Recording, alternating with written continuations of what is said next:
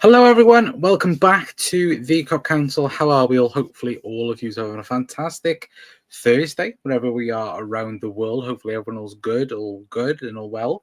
And yeah, welcome back to a Liverpool news episode yet again for you guys this evening. And it is concerning, of course, this fella next to me, of course, Mohamed Salah, of course, being linked to a Saudi Pro League move once again, which of course I know everybody's sick and tired of hearing, of course, the transfer news and sick and tired of hearing about contract news. Oh, am I the only one in the bracket here that feels like that? I probably am now at this point anyway, but how are we all? Hopefully all of yous are good and all well. Of course, I know that, again, we're pretty much now waiting for any bit of news for Liverpool to sign contracts and so on, but of course we are just here waiting at the moment, of course, anyway. But again, let me know, all of you are, in the comments down below. Of course, hit the like button, hit the subscribe button if you are new around here. Of course, anyway, we're not just going to be talking about Mo Salah. Of course, we are going to be talking about Stefano Simas as well. Of course, bit of news on him, obviously concerning, of course, being linked to Liverpool last week, of course, which again, a lot of people got very excited over. I know plenty of people were like, oh, Liverpool being linked to a 19-year-old out of the blue, of course, but we do have a bit of news concerning him. And of course, we're going to talk about Milos Kerkez, of course, again, being linked to a Liverpool move again. So again, let me know your guys' thoughts in the comments down below. But we are going to start off with Stefano Simas, of course. Now, you guys would remember, of course, obviously we did a video last week around him, of course. Obviously, you guys, check that out. Please go and do so over on the YouTube page. But if this will work, hang on a minute. Let me move my drink down on the floor. Otherwise, I am gonna tip that all over my laptop, and then we're gonna be in an even worse position than what we're already currently in. Anyway, but James Pearce did have his say on Simas's, obviously the Simas links. Anyway, and this is what he had to say, of course, over on Twitter, saying that Liverpool have no interest in pursuing a deal for Stefanos Simas, being linked with the teenage Greek striker who is currently on loan at FC Nuremberg and loan from PAOK as well. So again, obviously, I know a few people, just judging from the comments on James Pearce's report, obviously were upset, in terms of, again, Liverpool not taking an opportunity, which of course obviously backtracks obviously a lot of reports coming out of Germany suggesting that Liverpool have contacted his camp, of course, and obviously not gone to the necessary point in terms of, again, Liverpool pushing on and getting a deal over the line. But in terms of, again, Liverpool contacting and probably, again, using that word due diligence, probably. Again, that's where I probably feel like Liverpool are just doing in general at the minute, because the amount of wordplay that's been used over the last, 12 to 18 months in terms of Liverpool's Liverpool transfer business, it has been that, it has been words using, monitoring or, taking a look at, or this, that, and the other. And I think everybody now is getting a bit sick and tired of it.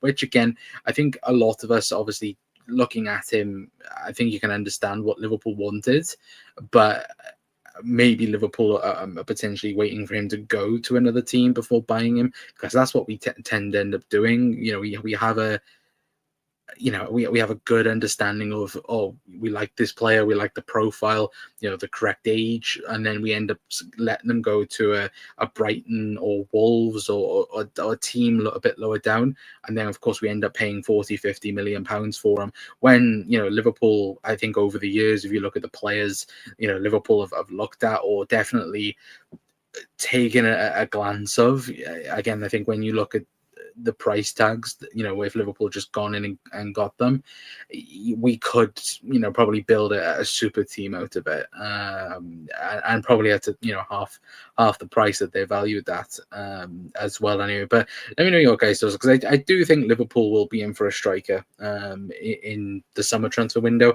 Obviously, I know a lot of people now obviously asking for one because, of course, Darwin Núñez, and I think a lot of people have pretty much written the final chapter, I think, for Darwin.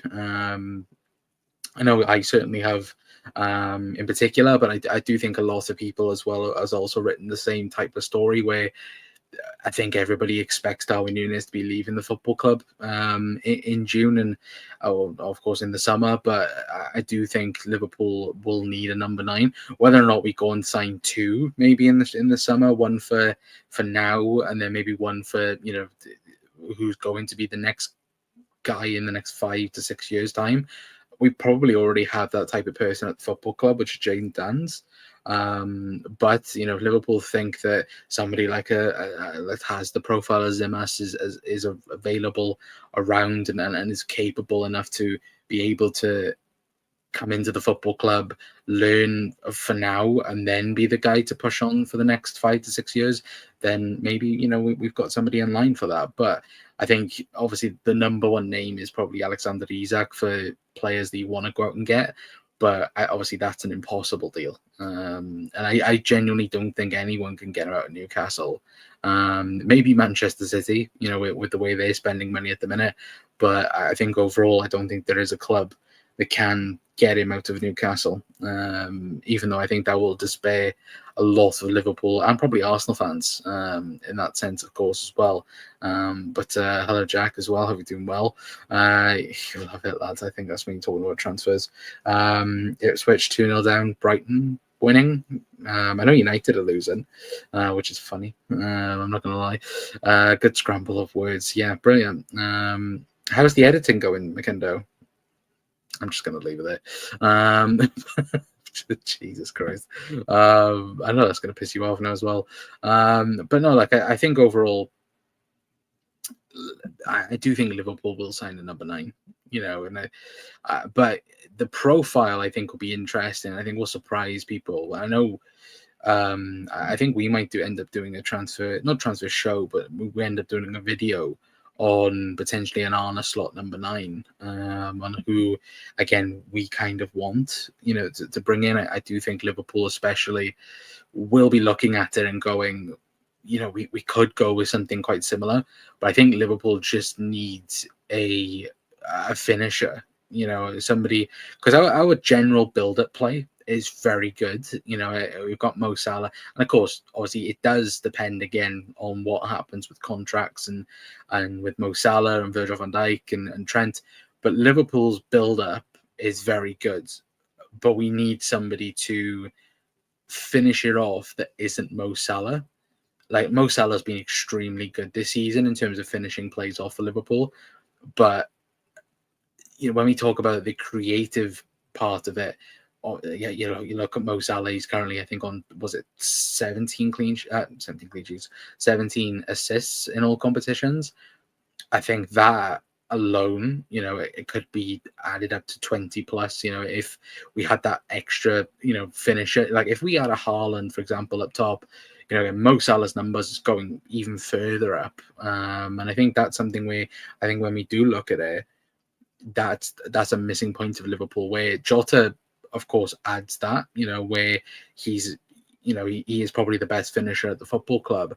But again, the injury problems with Diogo Jota has been the main issue. If we had a Diogo Jota that was fully fit all the time, that would be perfect for Liverpool. But again, can you get one of them on the market right now? You look around, again, it's a very rare market. And I know people will go, oh, you could take a gamble on this player, you could take a gamble on that player.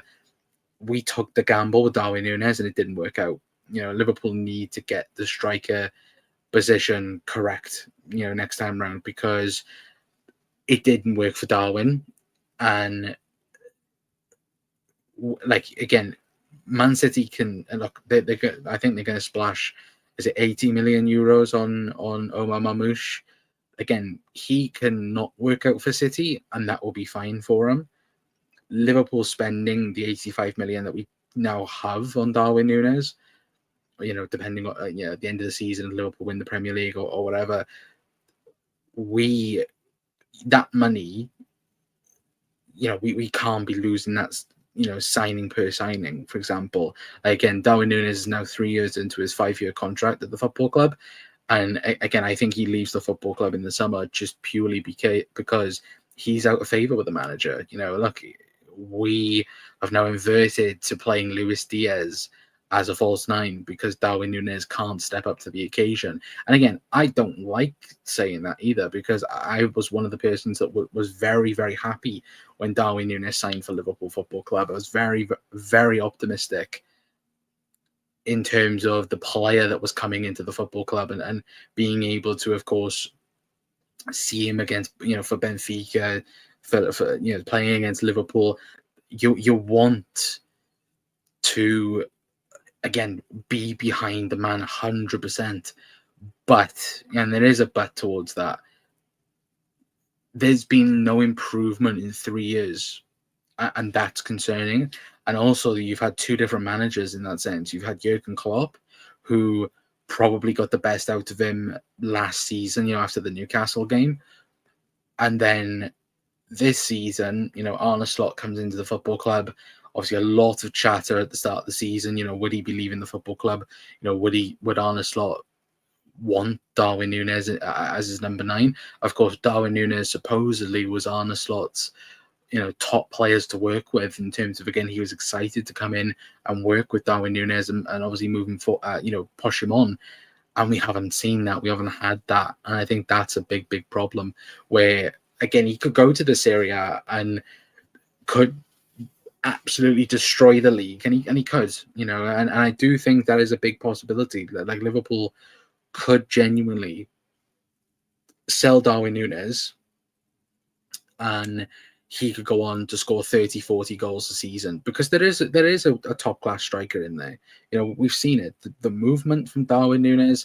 We've seen elements of him being a top class striker, but bringing it all together, we've not seen at Liverpool, and that's unfortunate. It is really unfortunate, and I do wish it did work out, but now you have to own up that it was a mistake, and it was a mistake to do so. But 13 minutes to read comments. Wow, at least I read comments, mate. Unlike yourself. But go and get Isak, man. Break the bank. Impossible. No chance. You're even saying break the bank. There's no way Liverpool spend 150 million on Alexander Isak. There's no way. And I know people will go, oh, well, you could do the Caicedo money. Sure. You could. But realistically, there is no chance in hell Newcastle sell to Liverpool. And again, we're all guessing 150 million. Newcastle might look at it and go, you know what? Actually, no, 200 million to get him there. Because at the end of the day, what is he? 26 years of age. Again, the only problem with Isak is his injury history, and that is the only problem with him. Everything else is sound. He, going forward, he's one of the best strikers in the Premier League. But I just don't think you can get Alexander Isak for that, myself anyway. But he wins you leagues. He probably would do. He probably would win you the league title.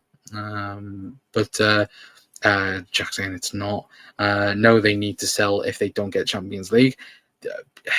I don't think they have to. I don't think that's a necessity for them. If they get the Europa League football, like, that's a strong position to be in for them. And who's to say they don't get Champions League football? I think the way Chelsea are playing at the minute, there's a big possibility. It could be a Chelsea, Newcastle, Man City shoot for top 4. Forest at the minute is performing unbelievably well. Liverpool and Arsenal are going for the title, so there's your 3 spots for the Champions League gone. The fourth one, again, Chelsea I think are in there at the moment, aren't they? But Newcastle are banging on the door. Alexander Isak is, I think he's now on 8 consecutive goals or games, for goals. So he's chasing Jamie Vardy's record in that sense. But then, you've got City. They've ended up signing obviously that defender from Lens. That they've now obviously it's been confirmed they've signed Omar Mamouche as well. So they're not messing around, And look at it, Man City have signed more players in the January transfer window than what. Oh, there's me taking that off the screen. They have taken off, or they've signed, sorry, more players in the January transfer window, this January transfer window, than what Liverpool have done in three summer window or 3 windows. From last January to the summer transfer window to this January, we signed 2 players in that time. They've gone on and signed 3 players in 1 January. And of course, people will go, oh, Man City can do that because they got the money. But they've shown, look, once there's a problem, they'll go and do it. Like, for example, we'll talk about Kirkes in a moment, but everybody can see Liverpool's got a left-back problem, and everybody can see it. You have to be a blind person to, go, oh, Liverpool don't need a left-back. Of course we need a left-back. Andy Robertson's been so poor this season that I would genuinely play Kostas Tsimikas at left back for the rest of the season, and I would, 100% I would. But look, that's just my opinion. Anyway, but big up Damo as well, saying United's resurgence appears to be shutting. Also trying in other news, grass is green. Yeah, no, true, 100%. Euro is having a torrid night against bottom of the league, Southampton. I did see a few highlights where he got, to pardon the pun, he got butchered a couple of times by certain defenders. Like, it's typical United, isn't it? They'll have 2-3 weeks where they look really, really good, and then they're just ultimately shit. And again, that annoys me, the fact that Liverpool didn't beat them as well anyway. But getting on to Milos Kerkez then, and the left-back position. Now, a report did come out suggesting that Liverpool had, again, I'm going to use weird words in this piece, of course, again, but it did say that Liverpool are planning to gazump rivals to sign Milos Kerkez. Liverpool, Manchester City, Manchester United have already started to make contact with the players' representatives, but it is understood that he favours a move to Anfield over Manchester United. Now, I think that's obviously, it is reported from Mark Douglas as well.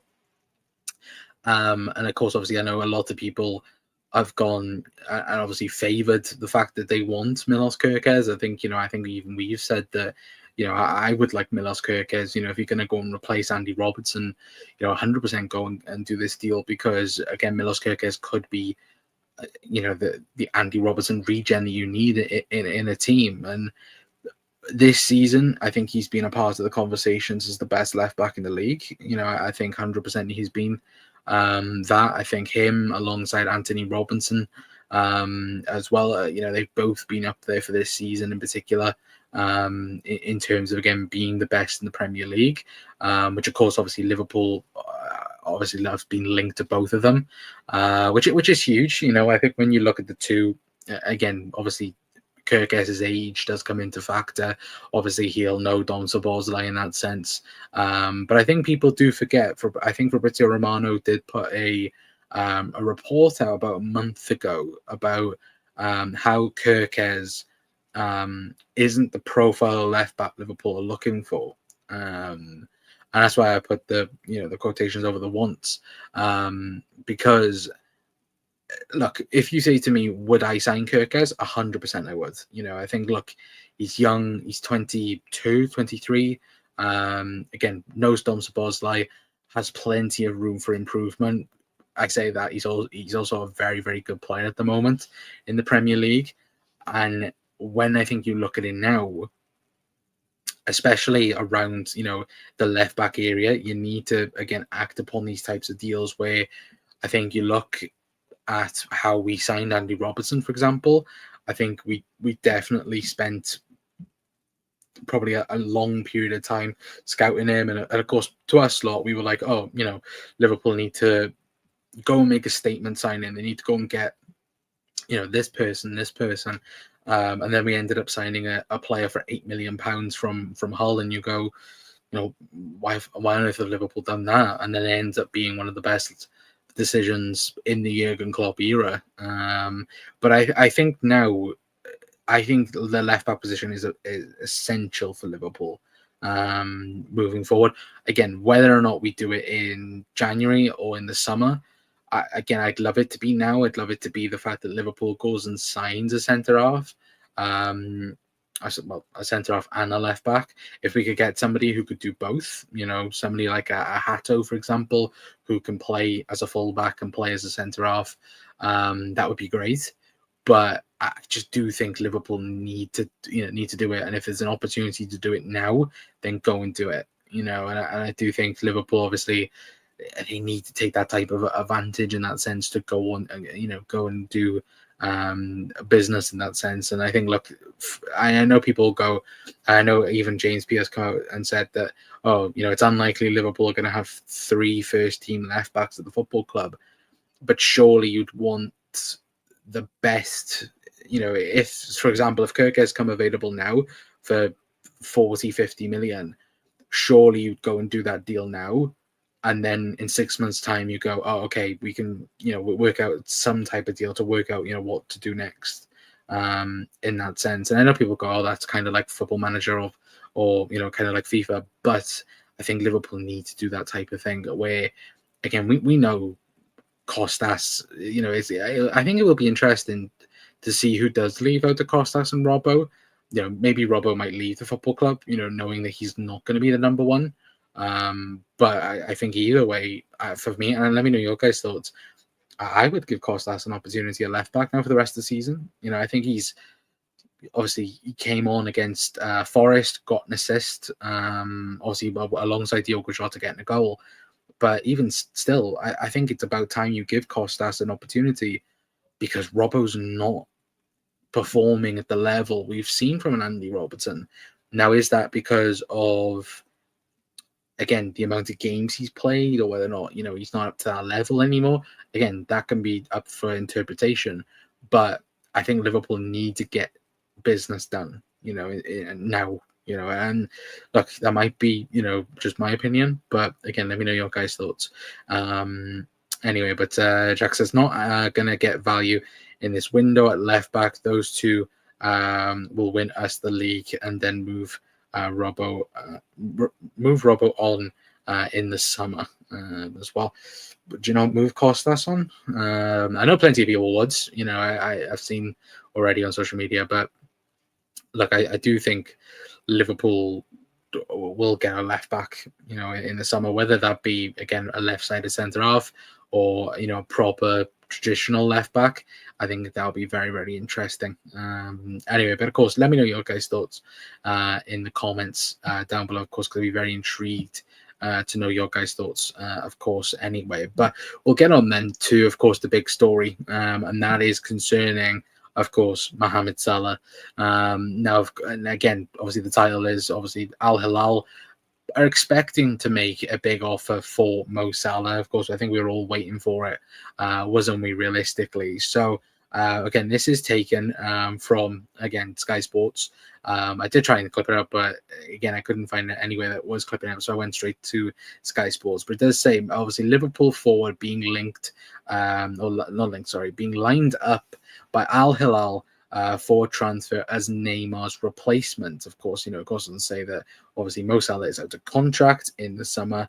Of course, it does go on to say here that Al Hilal are ready to offer Liverpool forward Mohamed Salah a lucrative contract if he wants to leave Europe and play in Saudi Arabia, I should say. The Saudi champions are looking at a high-profile signing to replace Neymar. Neymar's contract runs out at the end of the season. Al Hilal can offer to make Salah one of the star names at the expanded Club World Cup in the USA in June and July, of course. And it does go on to say, if I do scroll down, of course, obviously Neymar supposedly is in talks with Chicago Fire.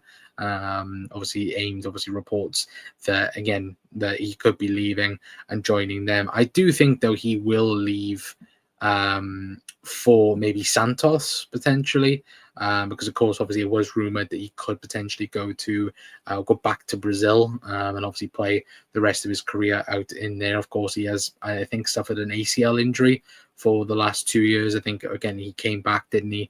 I think played 1 or 2 games and then got re-injured. But I think with a hamstring injury, and he's been out ever since with that. But of course, obviously, with the news with Mo Salah, obviously it did get kicked off by this fella who, again, if you're a boxing fan, you will know who he is. Of course, he is known as Turkish. Again, obviously, he is the main Saudi Arabia advisor for sports. I believe he is anyway. And again, he did put this post on his Facebook page, again, putting Mohamed Salah in an Al Hilal kit, of course. And again, that has sparked up the rumors suggesting that, again, Al Hilal are going to go in for Mo Salah and get, him this in the summer transfer window on a free contract, of course, as well. So let me know your guys' thoughts. I do think it is inevitable that obviously these leaks will come out, concerning Mo, and obviously I think a lot of rumors will be flying from now until we do end up knowing, whether or not Mo will leave at the end of the season. I still don't think he wants to leave Liverpool. I think, again, I think there was a piece as well suggesting that, again, Liverpool feel confident with the Mo Salah situation that he will re-sign. And it's like the longer and longer this goes on for, it's like, come on, what is going on? Because if Mo Salah is confident he can get a deal done, and Virgil van Dijk feels like he can also get a deal, then what is taking so long? Because I know people go, oh, you got to work out, wages, you got to work out little details, this, that, and the other. But when you listen to both of them, when you listen to Virgil van Dijk and when you listen to Mohamed Salah, both of them, as far as, as time of recording this, they have said we are long, very, very long away from getting a deal done, and we are currently, what is it, the 16th of January, and we are sat here with, again, no new developments in terms of a Liverpool contract, no real conversation around them getting their new contracts or any type of deals being done. And you do have to ask yourself, what is Richard Hughes doing? Because I wouldn't be too, and I've said this for a long time, I would not be surprised if Mo Salah turned around and went, you know what, they've just messed me around for so long, I'm just going to go and speak to other clubs, because they can do that now. All of them can. Obviously we know with Trent and Real Madrid, obviously there's probably been something there already, but we've been fortunate enough that both Virgil van Dijk and Mo Salah have prioritized Liverpool in that sense and going, yeah, I want to stay. I don't want to leave. I want to be with the football club next season and on. And I think that's kind of been a fortunate thing for Liverpool. If both of them were, again, in favour of staying at Liverpool, but also thinking like, oh, we could look at other opportunities. We could look at a Real Madrid. We could look at a Barcelona. Because again, every team in Europe will want these two. Everyone. If somebody said, oh, we've got Virgil van Dijk available, the best defender in world football, everyone's going to be bouncing at it and going, you know what, we want Mo Salah. We want to have a look and go, oh, maybe we want a bit of Mo Salah, or, oh, have a look at Virgil van Dijk, bring him in for 2-3 years.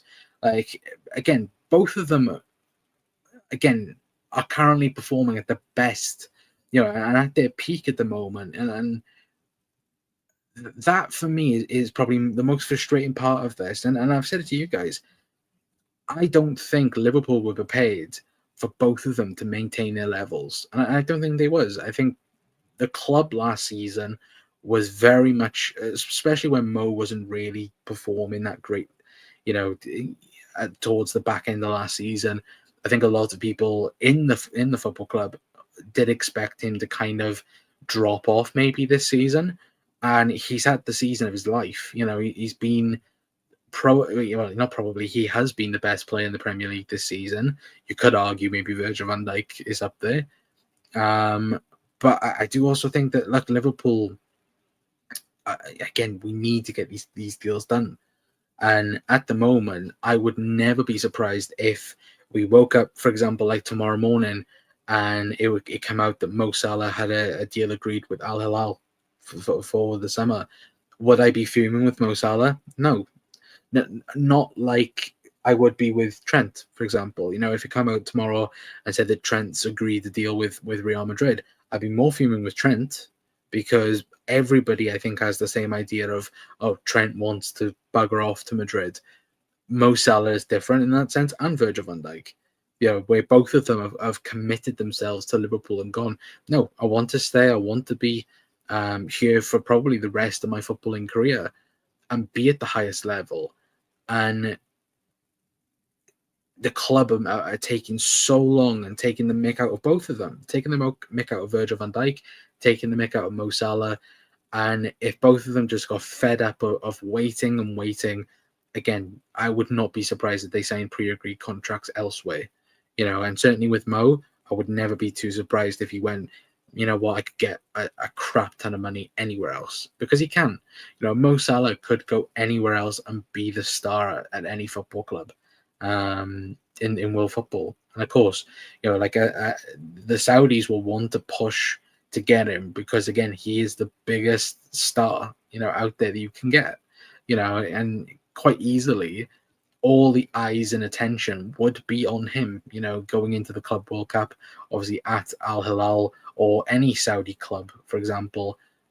Again, they'd all be glued to the screen. And I do think Liverpool need to hurry up, and obviously imprint your hurry up Richard Hughes, because it's taking way too long to sort things out with it anyway. And I do think, look, Liverpool need to get it done ASAP, and hopefully, you know, we do end up finding out a bit of news anyway, obviously concerning Mo with contract news anyway. But I'm going to leave it there for tonight, guys. Big thank you to everyone for tuning in to tonight's show, of course. Anyway, sorry that we were meant to do obviously kind of like a tactics video from the Forest game, but again, obviously the news with Mo, again, it's not really, you know, breaking that sense.